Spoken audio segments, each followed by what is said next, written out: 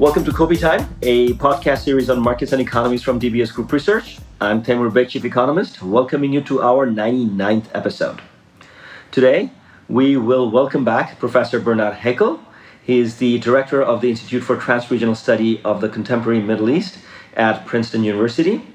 And historian by training, Professor Haykel's work draws from anthropology, politics, history, and philology. He was the very first guest on this series to appear remotely, way back in the COVID-intense times of April 2020. Today, I'm sitting with him face-to-face in New York City, which will explain the occasional siren and car horns in the background. Professor Prof Haykel, welcome to Kopi Time. It's a pleasure to be back. It's fantastic to have you. If I may go back to that last episode that we did way back in early 2020, you were working on a book at that time on the changes occurring in Saudi Arabia. When will we get a chance to read that book? So I'm hoping to have it published next year. Basically, that book, when I last had a sabbatical, I ended it with the death of King Abdullah, who died in January 2015, and a new king came to the throne, acceded to the throne in Saudi Arabia. This is King Salman. And then King Salman effectively delegated most of his powers to his son, Crown Prince Mohammed bin Salman, Crown Prince since 2017. And Mohammed bin Salman's period in power has dramatically changed the kingdom. And I felt that a book that doesn't include the last 8 years of Saudi political, cultural, social history would be lacking. Right. So I'm now trying to finish that last bit. I'm particularly privileged in that I have access both to the Crown Prince. I've interviewed him 4 times. I will be interviewing him a number of times still.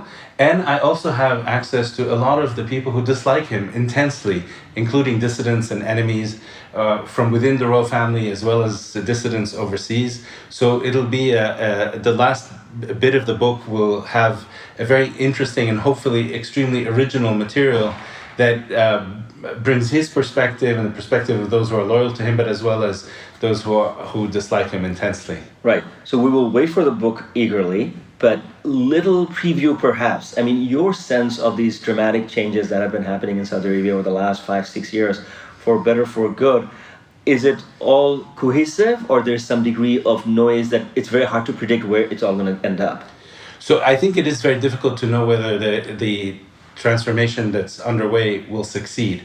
But let me explain what the transformation is about. The way I view it, the way I view King Salman's reign and the Crown Prince's period of rule, is one of sort of dramatic desire to transform the country, to diversify the economy, to consolidate power, and in fact adopt a different ideology of rule, one that's not based on Islam but based on nationalism. And I think it's because there's a desperation. There's a fear among the king and his son that the dynasty will not survive the transformation that's taking place in the world, the transformation to alternative sources of energy.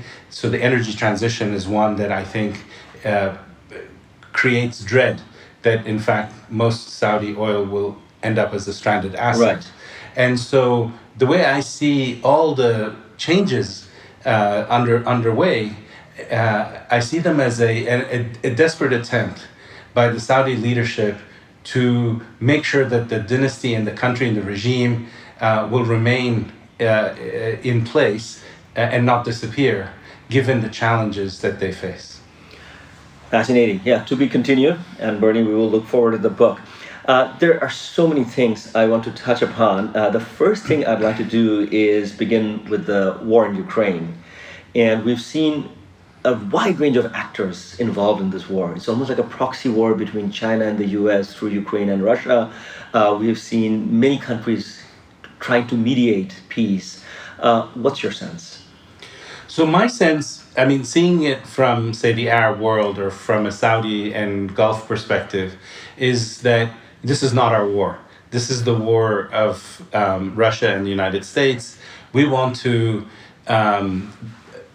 cushion or buffer ourselves as much as possible from its effects. So the Saudi perspective, as well as that of the UAE, is that we have a very good working relationship with Russia when it comes to oil production through the OPEC Plus framework. We don't want to make an enemy of Russia. It worked extremely well, the relationship when the U.S. shale revolution was eating into our market share, both Russian and Arab. But we also don't want to make an enemy of the United States or of the Ukrainians. So what you see with the Saudis, but also with the Emiratis, is that Saudis have given $400 million to the Ukrainians in aid for humanitarian purposes. At the same time, they've kept the lines open with the Russians and are still coordinating on oil production through the OPEC Plus framework. They've also tried to mediate between the Russians and the Americans. There have been some prisoners released through the mediation of both the UAE and Saudi. So they don't see it as their war, and they see that their top priority, and this is true, I think, for most countries in the Gulf. We want to build our country, we want to build our economy, we want to develop, we want to diversify. And, for us to take sides would mean increasing oil production to bring down the price of oil so that the Russians make less money. That would harm our own national interests. We're not going to do that. That's essentially the position, right, that they've adopted. So you mentioned the Saudis and the Emiratis. What about the Qataris? So the Qataris are the huge beneficiaries of this war, because essentially the end of Russian gas to Europe has been a boon for the Qataris, because they're one, and to the Americans, by the way, right, because the Americans are also exporting tremendous amount of gas to Europe. So effectively, Europe has become a major client both to the Qataris and to the Americans. They're beneficiaries of this war, and as long as they're selling gas, I don't think they want to complain. They've kept a very low profile, the Qataris, and they've done extremely well from the increase in price in gas. I remember there were parts in the previous decade when Qatar was showing a great deal of aspiration to become a player in the geopolitical scene. Are they going to try to play a role in the Russia-Ukraine thing? I don't think so. I mean, the Qataris essentially, for a very long time, were using different actors as a way to leverage their power, to increase their power. So the Muslim Brotherhood was one aspect of their policy in projecting power overseas. Arab nationalism was another, a special relationship with the Taliban, a special relationship with some African countries, with Turkey, and so on. The Qataris, I think, have, since they've made up with the Saudis, I mean, more or less made up, not entirely, have kept a much lower profile. Right. And you can see this in the news coverage of Al Jazeera and Arabic in particular, which is what matters. But they also, they will want to remain mediators, but they're not going to try to take a bigger role, especially not one, I think, that entails, big actors like China and Russia and America. That's just way too high and too much exposure, I think, for that. Interesting.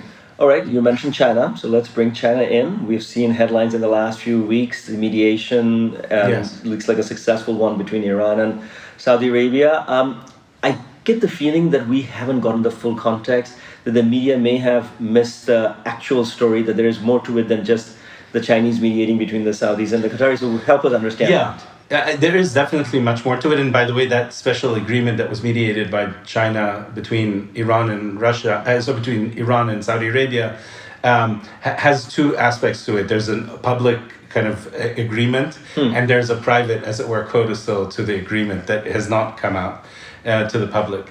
So let me go back to the point that I made earlier, which is that Gulf countries, like Saudi Arabia in particular, are primarily interested in building up their economy, right, and developing. So there are these mega projects in Saudi Arabia that involve building a futuristic city called Neom, building a major Red Sea resort, building a new city within Riyadh, a whole new district called Diriyah, and many other projects. So you can't do that if you're Saudi Arabia. You can't do that if you're the UAE. If there are missiles and drones and coming at you and hitting your oil installations, hitting your desalination plants, or hitting oil depots, like what happened at the Formula One a year ago, Right. March Right. 2022. So essentially, I think the Saudis have decided that we don't want to be aggressive regionally and internationally. We want to turn completely and transform our policy from one of sort of active, forward-leaning engagement to one of zero problems. So they want zero problems with all their neighbors so that they can get on with the business of building their country. That means essentially ending the war in Yemen, ending the tensions with the Iranians, trying to come to some resolution on Syria. And so what we see is this attempt by the Saudis to say, okay, if we need to come to terms with the Iranians, what country has leverage over Iran? Not the United States. China, however, does, because China is the main trading partner of the Iranians, and it imports a lot of Iranian oil. So the Saudis are saying, okay, let's think out of the box. Let's see if China can put this kind of pressure and on the Iranians so that the Iranians back off from a number of the kind of activities they were engaged in, namely through proxies and non-state actors and providing weapons and missiles and drones and that sort of thing. So the Saudis are engaging the Chinese. I think this idea of coming to terms with the Iranians through China was a Saudi idea, was not a Chinese idea. Because you have to remember the Saudis and the Iranians had met already 6 times. Initially through the Iraqis as mediators and then through the Omanis as mediators. And nothing ever came of any of those meetings. It was only when the Chinese got involved that we came to some sort of resolution where they would reopen embassies and give Hajj visas and so on. So officially it's about embassy reopening and it's about Hajj visas and that sort of thing. Unofficially, it's also about things that both sides will do for each other. So the Iranians will try to help with ending the war in Yemen, putting pressure on the Houthis, who are this rebel group that is very close to the Iranians. In return, the Saudis will tone down the criticism from a TV station that they've funded in London called Iran International. In Persian. Yes, in Persian, that has been causing the Iranians a tremendous headache, and the Iranian leadership is very upset with this TV station because it's had a huge impact and influence on Iranian viewers. The Saudis will also try to bring the Syrian regime of President Assad back from the cold, back into the Arab League. So, there are moves on multiple fronts to try to lower tensions. I don't think Iran and Saudi Arabia will become good friends anytime soon, but under the aegis of China, it's possible that tensions can be lowered. And what's particularly interesting about this deal and China's involvement is that this is the first time that I'm aware of that the Chinese have gotten into the Persian Gulf and said, we have core interests here and we would like to secure them. And what's good about Chinese core interests, as far as I'm concerned, is that the Chinese are identical in what they want from the Persian Gulf as the Americans. Namely, they want stability, security, reliability of oil and gas supplies. They don't want turmoil, they don't want war, they don't want instability. So I think the United States should actually welcome China's involvement and not see it as a threat or as a challenge. It's just another kind of added bonus, since it meets American interests as well. Right. But so far, it seems like the response has been one of alarm in the U.S. State Department. Well, I mean, there's tremendous alarm in what we call the swamp in Washington D.C. There are lots of people who basically want to dramatize this and turn it into a major, another kind of indicator of American decline and China's rise and so on. There's a whole industry that wants to manufacture a Cold War and maybe even a hot war between China and the United States, right? And they are, pointing to this episode as yet another example of why China is a zero-sum sort of competitor with the United States. I don't see it that way. I think that the initial response of the Biden administration was to welcome this, which was the right one. Of course, there's been another response from the CIA director who said, I heard he said that he was blindsided and hadn't realized that there was this deal in the offing. The Saudis should have been more forthcoming, and so on. I worry about those who want to manufacture a war and a Cold War with the Chinese. But in terms of China's interest in the Middle Eastern region, other than energy security and the sort of the uninterrupted supply of oil issue, which of course is very paramount, what about trade and investment and like the Belt and Road Initiative and the Silk Road and so on? Yes, I think that all fits in. I mean, it's all of a piece. These are not mutually exclusive with energy security and political stability. I mean, if there's political and economic political stability, economic prosperity in the Middle East, people will trade more with China. Right. If there's chaos, the Chinese will suffer for it as well. So I think it's actually what we see is that the Chinese have some what one would call soft power, which is both economic as well as political, and they're deploying it to try to bring two antagonists to the table.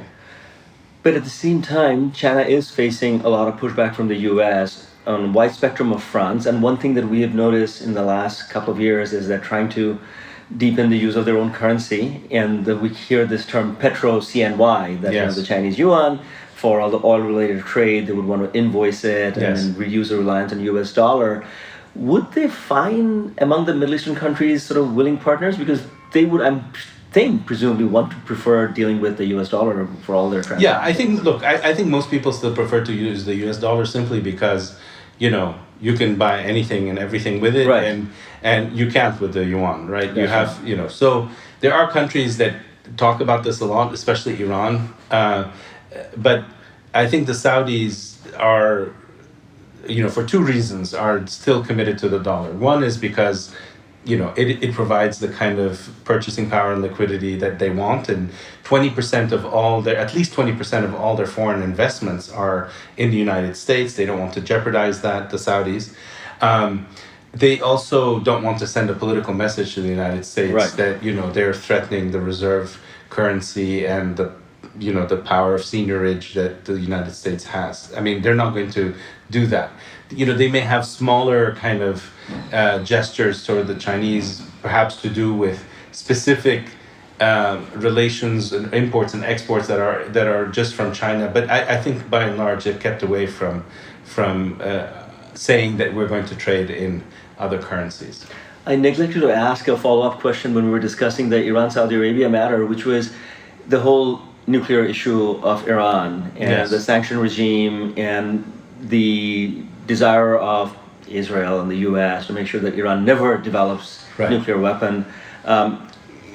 Could you see a situation where Saudi Arabia says we want to develop our nuclear weapon if Israel is going to... So, I mean, what the Saudis have officially said is that if the Iranians ever develop a nuclear weapon, they will develop a nuclear weapon. So, the one thing I should have added earlier on the Saudi-Iranian deal is that the Saudis, I believe, are afraid of an Israeli/US attack on Iran. Right. And in the past, the Iranians have said unofficially to the Saudis and also to the Emiratis that if we're attacked by Israel, we will attack you. We will hit your oil installations, your desalination plants, and so on.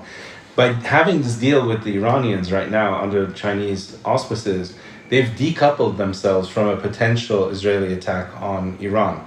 In other words, if the Israelis attack Iran, the Saudis have every right to say, look, we have nothing to do with this, you shouldn't attack us.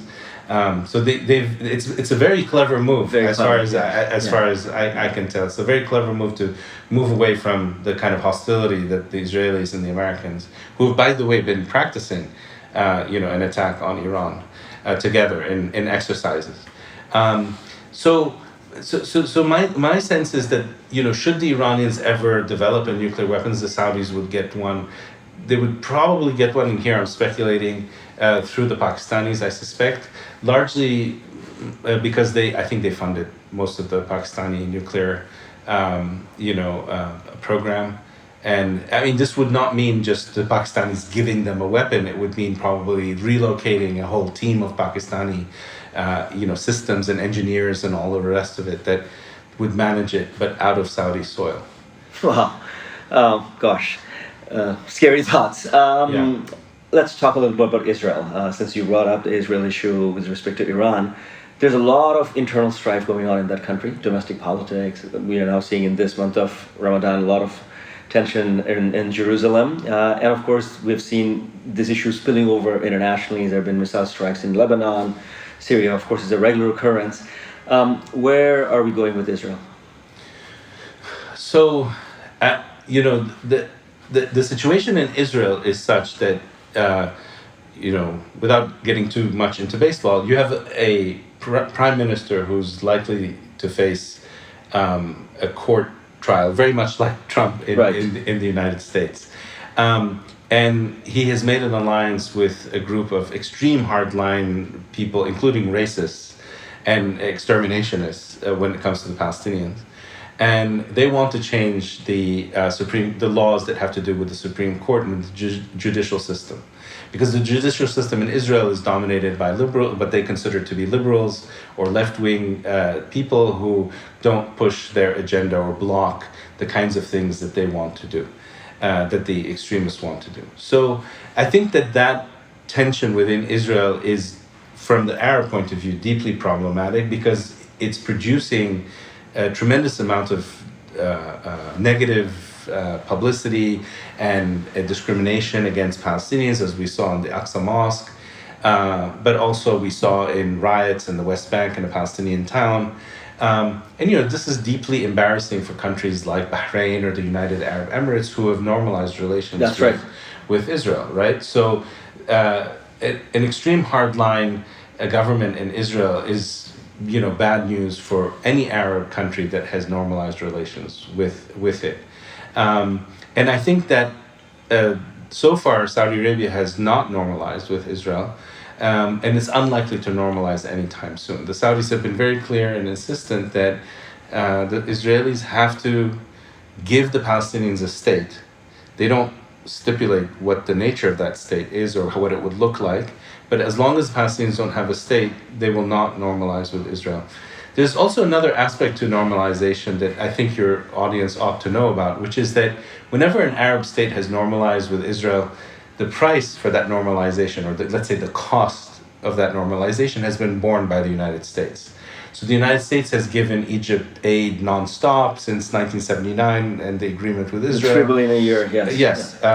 The Moroccans got recognition of the Western Sahara by the United States for normalizing with Israel. The Sudanese got, the sanctions lifted and lots of money as a result of normalization with Israel. The UAE got a special deal to be able to buy certain types of weapons systems and so on. So every country gets something when normalizes with Israel, but not from Israel, from the United States. Right. So the price for the Saudis of normalization, aside from the condition of having a Palestinian state, is that the United States has to do at least two things for the Saudis. One is to help build a nuclear energy program for Saudi Arabia. They want nuclear energy, partly because they want to also export more oil. If they produce nuclear energy, they can generate a lot more electricity and release more oil from having to be burnt in country for the production of that electricity. And they're also going, by the way, the Saudis are building solar and wind farms and all that sort of thing. But so the one thing they want from the Americans, officially they've said, is nuclear energy and nuclear technology.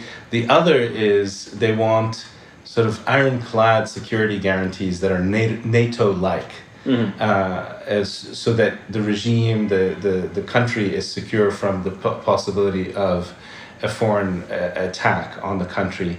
And that's very difficult, for the United States to pull off, not least because, every time there's an election in the United States, you get different political parties with different attitudes, often wanting to block arms sales to the Saudis because of human rights violations or for some other reason.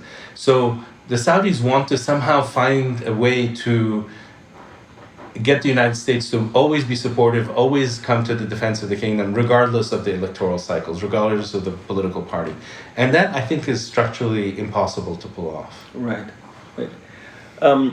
The issue of OPEC, you touched upon this earlier, maybe we can go a little deeper into it. So Biden administration's relationship with Saudi Arabia has been a bit fraught. Initially, when Biden became president, he refused to meet with MBS. He did then meet, the infamous fist bump picture. Yes. But the U.S. hasn't really gotten Saudi Arabia to play ball with U.S. interests as far as oil supply is concerned, because we still have a big inflation problem, not just in the U.S., but many places in the world. Yes.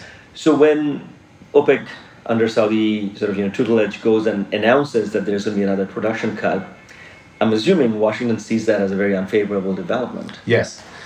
It does indeed. And the relationship with the Biden administration has been very bad. I mean, during the election campaign, President Biden called Saudi Arabia a pariah state, said that there's nothing redeeming about them, insulted the crown prince. So the Saudis take this all very personally, and they also take it as a insult to their sovereignty, Also, Biden came to the presidency wanting to push very far ahead in the alternative energy space and the energy transition. If you remember, in the United States, he was he stopped a pipeline. He Right. wasn't giving out permits for new developments and exploration and so on. And then he also started, when prices started going up, he started releasing oil from the Strategic Petroleum Reserve deliberately to lower price. So it wasn't just in response to a crisis, but rather in order to bring the price of oil down, which is unprecedented as far as I know. And that was not the purpose of the Strategic Petroleum Reserve to begin with. So the Saudis felt that the Americans were not playing by the rules of the game as far as oil is concerned. And then Biden, when before the Ukraine war, back in the fall of 2021, he sent Jake Sullivan, who's national security advisor, Right. to Saudi Arabia, asking for more oil because the price of oil was very high, and the Saudis didn't,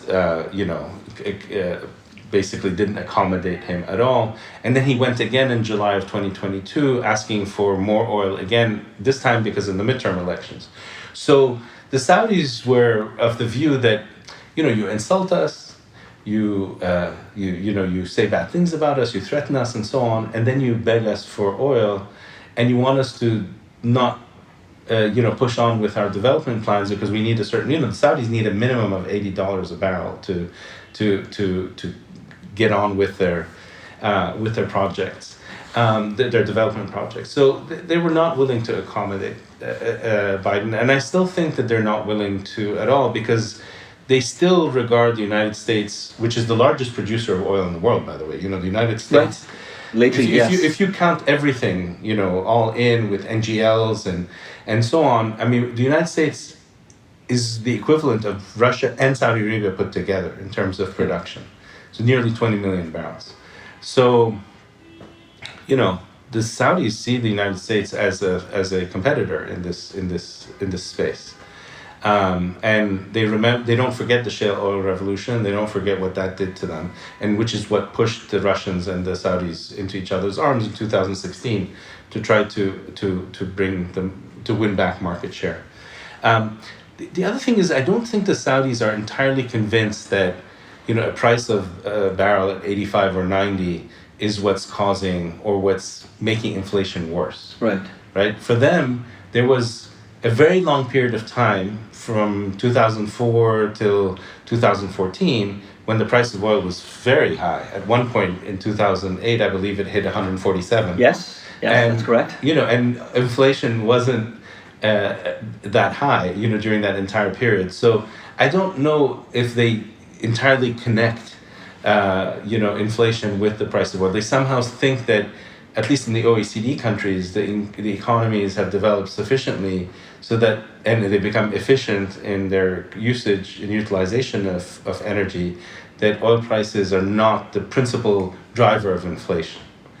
Whether that's true or not, I'm not sure. So in other words, the relationship with the United States when it comes to oil and Biden in particular is a complicated one, and it's fraught by the fact that Biden has used the SPR, has tried to get the Saudis to produce more because of the war in Ukraine, because of elections, and so it's not for them just about economics and about the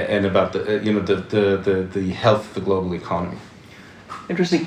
And then what about the Saudi role in sort of trying to get oil at this 80 level that you're talking about? Is it, I mean, I'm pretty sure, and I think we discussed this in the last podcast, that the production cost of oil is one of the cheapest in Saudi Arabia. Correct. So 80 is MBS's dream in terms of infrastructure investment, in terms of welfare investment. That's why they need $80. I think, at least 80. I said, I think they would like it to be closer to 100, between 90 and 100. Yeah, because the last time it hit that level, he saw the windfall, and he saw that he was able to develop all these very expensive mega projects that he's engaged in. Yes, so absolutely, he wants a higher price because he thinks that that's what will help him cover the costs of these projects. Plus, you have to remember that something like 50% of the budget goes to public sector's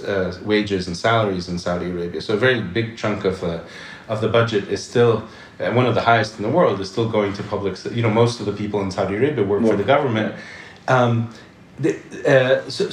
For all these reasons, I think he wants a higher price. I would also add one thing, which is that not only is the production of oil the cheapest in the world in the Persian Gulf, by which I mean Kuwait, Saudi Arabia, the UAE, but it's also the cleanest place for the production of oil, in that it has the lowest methane emissions. They're very, very good at deploying, they've spent a lot of money trying to capture methane. They don't flare as much as the United States does. So it's not only the cheapest, but it's also, quote unquote, the cleanest oil, which is why they're very likely to be the last man standing when it comes to the energy transition. The last barrel of oil that will ever be produced will come from the Persian Gulf. Right. You mentioned earlier, like these very large projects like NEOM. Some of the numbers and the scale that are being projected is just absolutely extraordinary and mind-boggling. Is there popular support for projects like this in Saudi Arabia, or are these being seen as just one man's dream? So I think one has to disaggregate the Saudi population, and we don't have, real kind of figures. Polls and surveys, No, we don't. I think the government does. The government has, monitors the population mainly through sentiment analysis technologies on Twitter and social media and so on. But anecdotally, this is what I'll say. And I've been to Saudi Arabia a lot of times, and I've met, many hundreds of, if not thousands of people. So whenever you meet someone above 40 in Saudi Arabia, they generally hate MBS, that they don't like what's happening, because they feel that he is changing the old order. He's changing the system of entitlements. They're not having to pay 15% tax, VAT tax on all purchases. There's a sin tax on, soft drinks and cigarettes. There's also much less, the subsidies on gasoline, on water, and electricity have been significantly reduced. So life is expensive, and they don't feel that they have as good a deal as they once had under previous kings. If you speak to the younger people who are, let's say, under 35, they worship him. They think of him as like some rock star. Wow. Who is transforming the country, who is radically changing the social habits and norms and mores of the place. There are women everywhere. Women can veil. They don't have to veil. They can dress any which way they want. There are many more women in the workforce. There are many more potential jobs or promised jobs in the private sector. I mean, it's just a hip and happening place, right? So you go to any of the countries, whether from Egypt or Lebanon or the UAE, all the talk is about what's happening in Saudi Arabia. This is where the action is. Right. So I think a lot of young people are excited about this, which also means that they have very high expectations of the man and what he can deliver. Have they thought deeply about the cost of NEOM and whether it can succeed or not, or I don't think so, right? I don't think so. I think some of the projects that he's working on, say the Red Sea tourism project, that's very likely to do extremely well, because there's a kind of comparative advantage there. It's a service industry. It'll produce a lot of jobs. It's a remarkable kind of site. The Red Sea. The development of religious tourism is also kind of a natural comparative advantage of the country. They're likely to do well there. The entertainment industry is also likely to do very well because Saudis are spending their money in country rather than going overseas. So there are some tangible benefits, but the big mega projects like NEOM, I think, the jury's still out on that. And I think there's very little knowledge about what it all means. Right, so these are big, what we call service sector projects. Yeah. Beyond oil and gas, does a country like Saudi Arabia or even like the UAE have a future in manufacturing, or it's just too expensive for them to manufacture? Yeah, I suspect they don't have a future in manufacturing because their labor costs are very high, unless they choose to import labor, like they still do, right? So they have a very large guest worker population, from overseas. No, I think they're natural. Whatever advantage they'll end up having, and this is where they'll compete with each other and where there's real structural competition, and this is why relations are sometimes tense between Saudi Arabia and the UAE. So, logistics, airlines, transportation, tourism, banking, those sorts of areas they could do relatively well in. Manufacturing, I doubt they'll ever be able to compete with Vietnam or India or China, unless it's something super specialized. The other thing that they're all doing, by the way, is they're giving out. They have a program now of golden visas. So they're trying to attract the kind of smartest Lebanese, Syrians, Iraqis, Egyptians. So you bring in 100,000 or 200,000 of the smartest people in the region who are really willing to work very hard. You could create, a remarkable, let's say you could create a tech industry. You could create, a number of sectors that you otherwise wouldn't be able to because you don't have the human capital yourself. Right. Bernie, I just spent a few days in Washington, D.C., and one of the big discussions along the sidelines of the IMF spring meetings for which I was there was the whole debt restructuring agenda for all the poor countries around the world who have suffered during the last 2-3 years of pandemic and then subsequent interest rate increases. And there was a lot of question about China's role in restructuring the debt of Sri Lanka, Pakistan, and so on. What about the Middle Eastern countries? Are they helping out Egypt, which seems to be in a deep crisis, and of course Pakistan, which has had historically a lot of dependence on support from Saudi Arabia and so on? Is Saudi Arabia and perhaps even the UAE, if you may comment, are they sort of re-examining the way they have been helping out these developing countries? I think they are. Look, as far as the Saudis are concerned, and to some extent the UAE, there are certain countries that are sort of strategically extremely important for their security, for their national security. Yemen is one of them. Jordan is another. To some extent, Egypt, although there's a question mark there. So what they've in the past, they've been willing to help. They've even helped the Saudis. Even put, I think, $4 or $5 billion in Turkey, in Pakistan and in Turkey, right? In the Turkish central bank. So, they're willing to help but not under any circumstances. They're particularly wary of corruption. They're particularly wary of sort of crazy projects that are sort of a road to nowhere type project. So on Egypt, for instance, they've told the Egyptians, we're willing to help you, but only if you adhere to the conditions set by the IMF and World Bank, right? So not under any condition.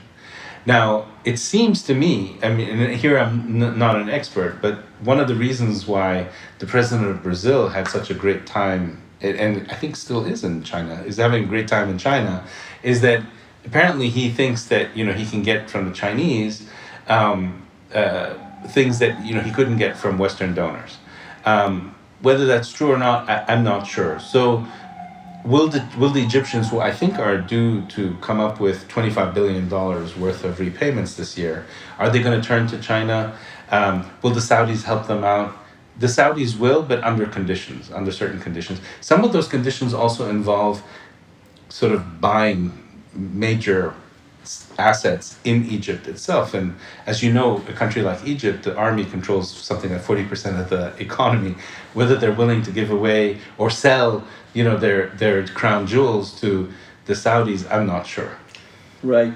I kind of wonder whether, there is this thing called the Islamic Development Bank, and we've seen some initiative in the past to pool the resources of the Arab countries to, again, first help the Arab region, but also help the rest of the world. But the Chinese have taken it to a different level, the Asian Infrastructure Investment Bank and BRICS Bank and so on. So I basically want to end our conversation on that point of China and the Middle East. We've already touched upon sort of the desire for stability where China then becomes a useful mediator, and we've also talked about incentives aligning because China wants oil and the region wants to sell oil in a stable and predictable manner. But we are living in this world where there's significant friction between the Chinese and the US. Yes. I suppose you would tell me that none of these Middle Eastern countries want to pick a side. Correct. But if things were to go much, much more, on this side of the escalation, how would these countries behave? So, a country like Saudi Arabia, unlike Egypt, let's compare them for a second. So, a country like Saudi Arabia, the vast majority of their military equipment is American or British or French, but mainly American. So, they wouldn't be able to fly their planes without the help of the United States or the services in servicing of these planes by American companies and by British companies for their Tornadoes. So, and shifting your military, its training, its equipment, its whole way of being from, say, the United States to China is not something you could do, overnight. No chance. Look at India, right? That's they right. Can't. It would take 20, 30 years, to do that. So in a way, when it comes to security, the relationship with the United States is deeply structural and cannot be undone, right? But its commercial and trade relationship, Saudi Arabia's that is almost entirely in facing the Far East. It's not involving the United States, except when it comes to investing in the United States. Right. America hardly needs Saudi oil. And America doesn't need Saudi oil, although, oil is a global and fungible commodity, so if there's less of it in Saudi Arabia or there's a disruption in Saudi Arabia, everyone will feel it, even in Texas, right? It's not like the pricing is separate. So America still needs stability, and even if every drop of oil gets sold to China, it still needs that oil market to be stable in Saudi Arabia and its production to be stable. So the Saudis are in a particularly difficult situation because they are, as it were, split. When it comes to security, it's one superpower. When it comes to trade and and commerce, it's another. And I don't know how they're going to resolve it. They're going to try to hedge. They're going to try to diversify. They're going to try to play all sides. They're going to try to avoid picking sides. As much as possible. And this is what you see, by the way, with Ukraine.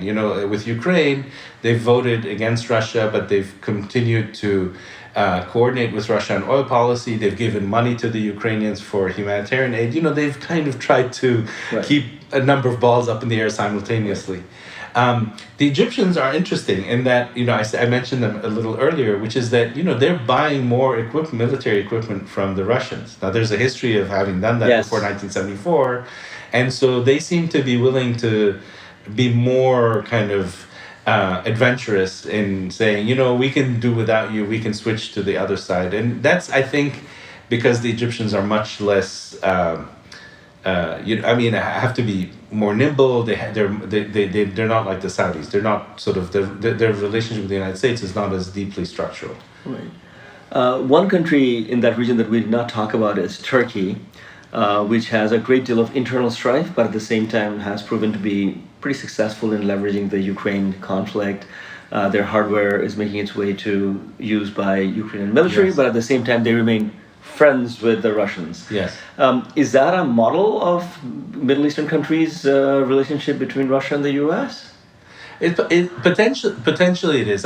Look, but the thing with Turkey is that its geography and its industry allows it to to play the role that it is. I mean, in other words, Turkey, because of its position and its geography on the Black Sea and and the Straits and then the Mediterranean, the Russians can't do without Turkey, nor can the Americans do without Turkey, right? So I don't think the Saudis or the Egyptians are in the same privileged position. I mean, Right. because of their geography. Right.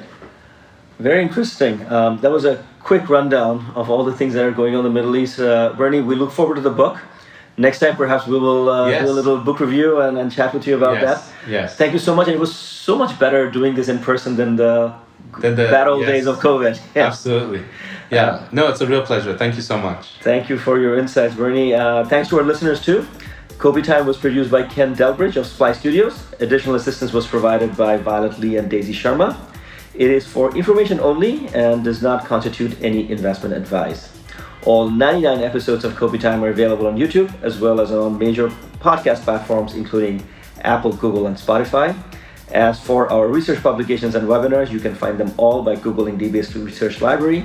Have a great day.